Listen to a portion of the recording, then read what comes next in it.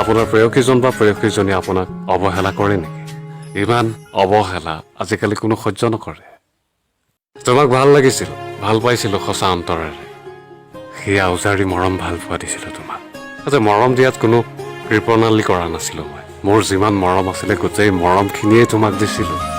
সহজ সৰল মানুহ, আমাৰ বাবে ভাল পোৱা মানে ভাল পোৱা।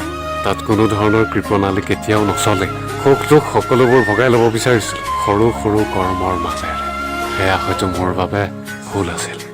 কাৰোবাৰ যদি অকণমানো মোৰ প্ৰতি মৰম নাই, মই জানো উপযাচি মৰম দিব গ'লে হ'ব। সেই যে প্ৰেম নামৰ শব্দটোত জোৰ জবস্তি কৰি কাকো মৰম দিবগৈ একো লাভ নাই। আপোনাৰ পৰা যদি কোনোবাই আঁতৰিব বিচাৰিছে, আঁতৰিব দিয়ক। জোৰ জবস্তি কৰি তেওঁক কেতিয়াও ধৰি নাৰাখিব। মানুহ হৈ জন্ম লৈছোঁ যিহেতু কাম কৰিবই লাগিব, কৰ্মত ব্যস্ত থাকিবই লাগিব। কিন্তু এটা সময়ততো আপুনি কামৰ পৰা আজৰি হয়। সেইখিনি সময়ত আপুনি এবাৰ ভালপোৱাজন বা ভালপোৱাজনীলৈ কল এটা কৰিব নোৱাৰে? এবাৰ তাক বা তাইক আপুনি মনত পেলাব নোৱাৰে?